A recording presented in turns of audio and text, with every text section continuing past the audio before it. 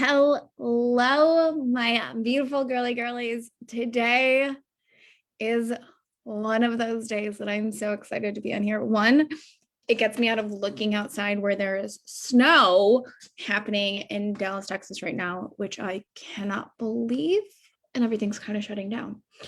And two, I know so many girls ask me this question all around gluten. So today, if you're one of those girlies that is struggling with, you're missing your avocado toast or your wine and cheese and bread nights, or you're one of those girlies that has just started out and you started that Google search and you're just like overwhelmed and it just like, hey, you need to cut out gluten and dairy and all this kind of stuff. So today we're going to be diving into, do you really have to cut out gluten? Is this something you actually need to do to heal your gut?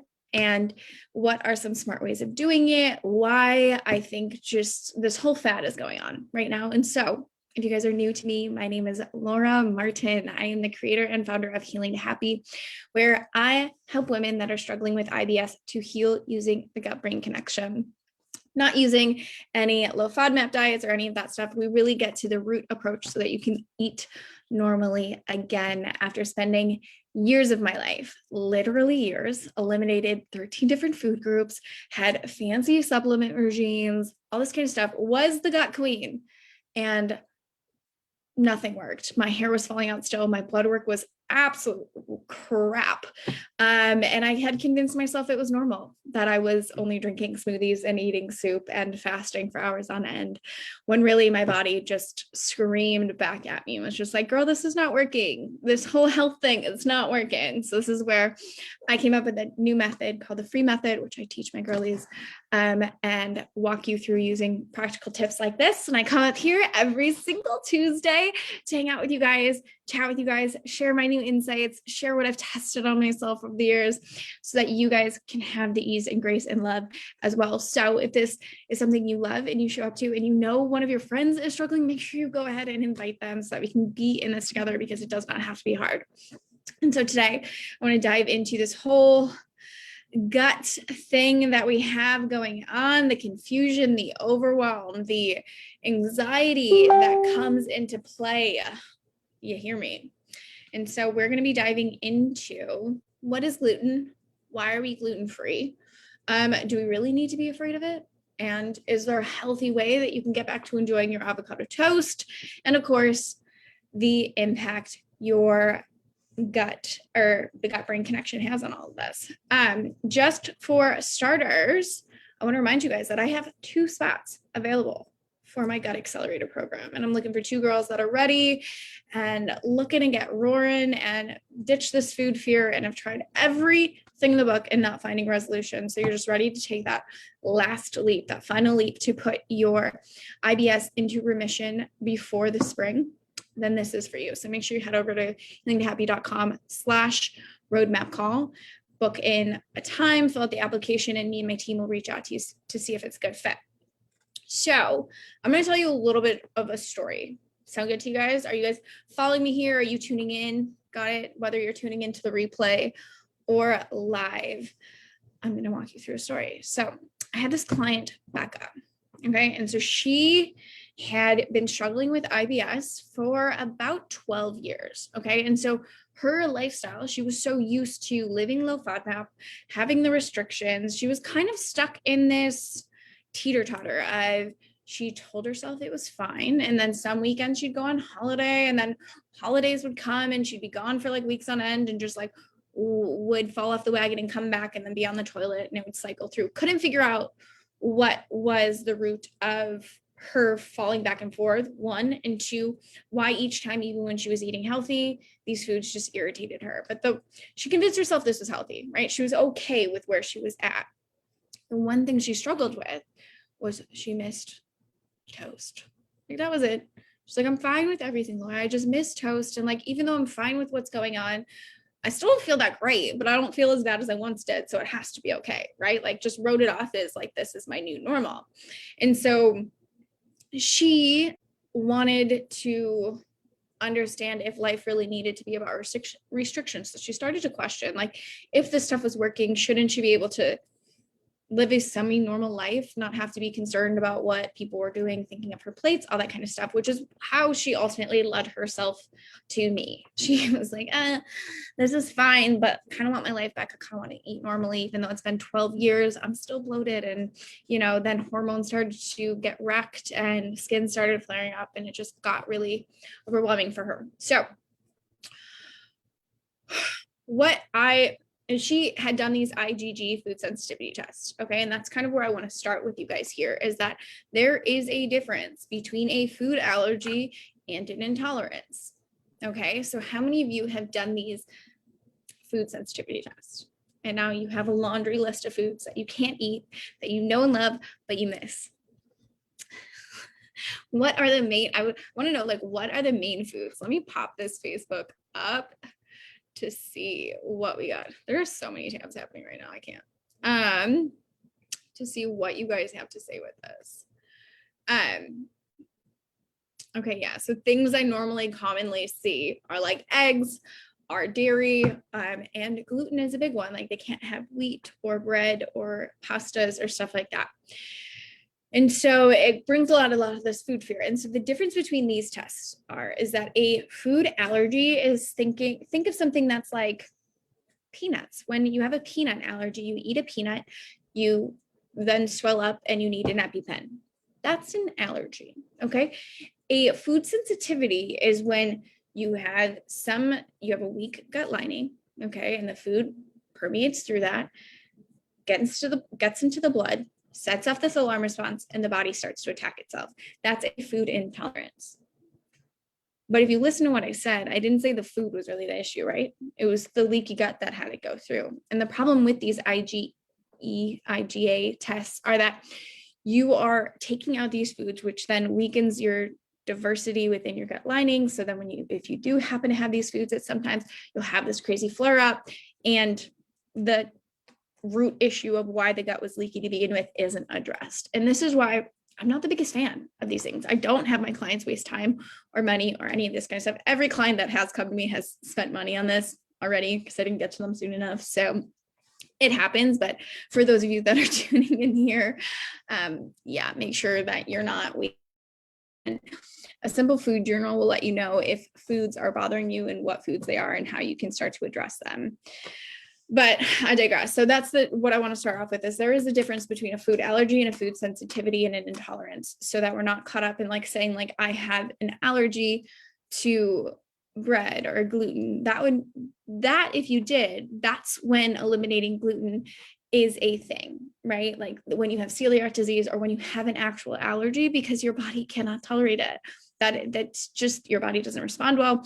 That's when you'll start to see hives and you'll get heated and all that kind of stuff. But if it's an intolerance, it goes deeper than that. And so the thing I like to address is that it's not really the food that's the issue, it's the dose that's the poison and the ingredients that it's made off of. Like gluten, the reason it gets a bad name is because gluten foods are just trash, like usually. But we're forgetting that so are gluten-free options. And like, I know so many women that have gone gluten-free and they're buying these boxes of stuff, but because it says gluten-free does not make it healthy. It still irritates the small intestine, it still irritates the body. And this is where you see things still going rampant because you're just replacing trash with trash and it's not good. But at the core, gluten is a binding agent that is a special protein that actually is used as a binder. So that's why you get that like sticky, gooey flavor within, or texture within bread, that you can't really replace with gluten-free options. Like it just doesn't work. Like it's this gluey, delicious texture that makes up bread that we love. But this glue-like texture is really hard for the body to break down. Okay. And so this is what the root of what, when I was working with Becca, what we came back to is that it wasn't so much that gluten was the issue or that these other food intolerances were the issue. It was the fact that she did not have the enzymes in her gut especially for being 12 years within this of following these restrictive diets and eliminations and cutting out these foods. She didn't have these enzymes within her gut to really be able to digest these foods. So even a small dose is what would cause a flare up. And then she'd be like, oh, I'm intolerant. I can't have it anymore. This is what's bad. But the root of what happens with gluten is that it's just this enzyme that has a specific enzyme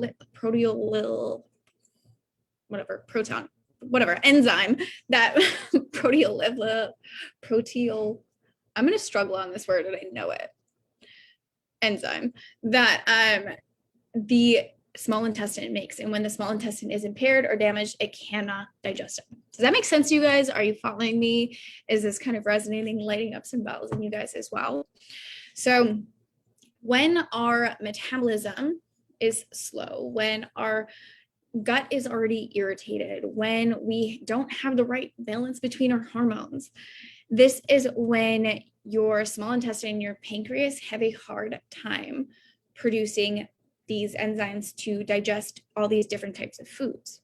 Okay, so it's not so much the food that is the issue, it's the underlying root cause as to what's causing the inflammation. So I hope you guys have written all that down. So the steps to actually healing is exactly what I walk my clients through, right? So first you need to heal the gut. And this is where it's so key to understand what the root cause of the gut irritation is. And I talked about this last week, where it was, how do we diagnose IBS to wipe out any other root cause issue that could be causing these infections or the sclerosis, to get rid of those. And then if you come back and it's IBS and it has to do with, slow metabolic function, it has to do with your nutritional deficiencies, it has to do with leaky gut. Nutritional counseling can heal these things. And that's when being aware of what is going on. And this is why with the gut diary, this is what we pay attention to. It's not so much the micronutrients, it's not so much the macronutrients, it's the micronutrients. So if you guys do want that, you can go to healinghappy.com/gut diary and download that to get that in there. But you want to be paying attention to these key nutrients that will help repair the gut and also get your metabolism up in order. Because the second thing that you want to be looking at is your metabolic function. And so this comes from, this is what gut recharge and all that kind of stuff teaches you, is like your body temperatures, your blood sugar levels, your insulin levels, making sure that you're healing this gut brain connection, because you can't heal your body if you're in a state of fight or flight. And when we aren't eating enough of the right foods and the right order at the right times, or we're not eating enough food in general, which is what happens when we have IBS, and exactly what was happening with Becca. Like, she was doing it for so long that she just wasn't eating enough food. So she was also anxious. She was also really scared around food. And that's not a good relationship. And that doesn't help the body heal, because it's so afraid. And when you're in a fight or flight situation, if you're not resting, you're not digesting, simply put. And so I have a whole bunch of free resources all around that over on the website. You can go read for hours about that. I should write a book. But there's so much on that. But this is why things like the low FODMAP diet alone is not going to heal you. This is why things like cutting out gluten alone is not going to heal you. This is why cutting out those bad foods that are on your food sensitivity test alone are not going to heal you, because you're not getting to the root cause. You're just putting a Band-Aid over what the root issue is. And yes, bottom line is, going gluten-free, if you have an irritated gut, is good and for when you're healing the gut, right? At the root of it, that's okay. We're taking it out so that we can rev up those digestive enzymes and you can get back to eating normally. That's the root. That's my passion. That's what I help women do. Okay. But food sensitivities, but the root cause of all this kind of stuff isn't the food itself. It's a lot of my clients, and what Becca noticed was that when you focus on removing the irritants, like the PUFAs, like high levels of stress and anxiety, like things like excessive nuts and seeds and raw foods and things that we're told are healthy but really aren't, when you eliminate these things and follow a set course and links arms with someone that actually uses science and physiology and biology together, you can come out with being able to tolerate foods in small doses. You can go and enjoy pizza and wine from time to time and cheese and all that kind of stuff, because a healthy body can digest all types of food. And that's what Becca ultimately got after these 8 weeks. It wasn't so much like, yes, okay, her body was able to adapt and she was able to get her period back, her skin cleared up, her hair stopped falling out. She had better control over emotions, wasn't so irritated all the time. And she no longer had like brain fog or mental fatigue or all that kind of stuff that comes with food sensitivities. Like we always write off as food sensitivities as like, oh, like I can tolerate this stuff because I'm not crapping my pants all the time. But like, that's not the root of it. It's, are you suffering from all these other things that come up? And we can get into that so much more. And if you have questions, you can book a Gut Started roadmap call. But for these things that she ultimately came out of, she realized like, okay, so I was able to heal all this stuff. And because of that, she was able to feel like herself. And because of that, she was able to show up better at her work. She got a promotion.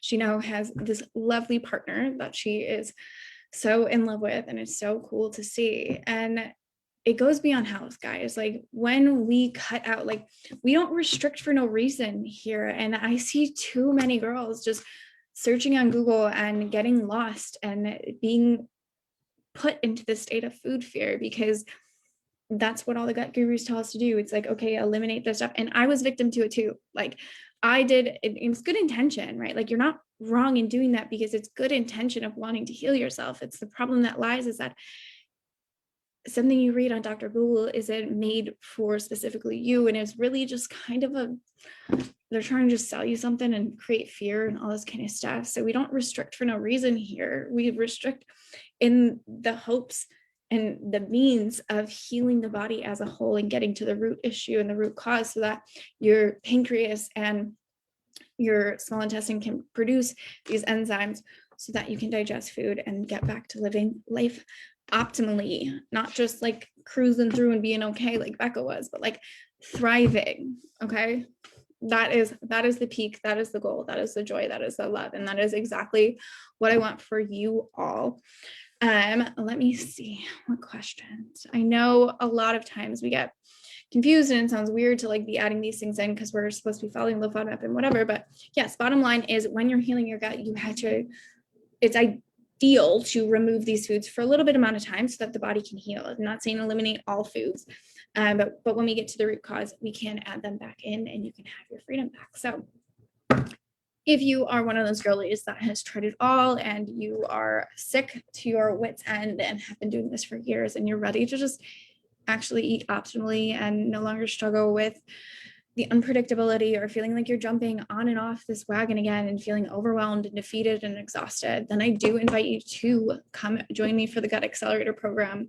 It's 8 weeks and it's you and me. You have your custom nutrition plan and it's linking arms with someone that gets you, right? Like I've done all that stuff and fell victim to the health gurus trying to sell these elimination diets and quick fixes, and they sounded good for the time being, honestly, but like when I looked at that life, I was like, I don't want to live a low FODMAP life for the rest of my life. Like I want to be able to enjoy things and feel embodied and confident and not feel so exhausted all the time. And so if that sounds like you, then I invite you, because I only have 2 spots that are open for this, to get you on board, get you on track before spring comes. So you just have to head over to healingtohappy.com/roadmap call, book in a time that fits for you. And then there will be an application process, because this is by application only, because I only open up 4 every few months. And so I have 2 available still now. And so you fill out an application process and my team will reach out to you and you and I will jump on a call, have a little chat, see if it's a good fit. If I'm a good fit for you, if you're a good fit for me, how it all works out. But you can eat normally, right? And you can have control of your IBS. And it's not so much about managing symptoms, it's being able to be free of them. And that's what I invite you guys to really look into, to embody, to embrace, that there is a light at the end of the tunnel, and breathe into that. Allow the flow to happen with that. So I hope to be chatting with you ladies soon. I will drop the link after I jump out of here. Happy healings, my friends.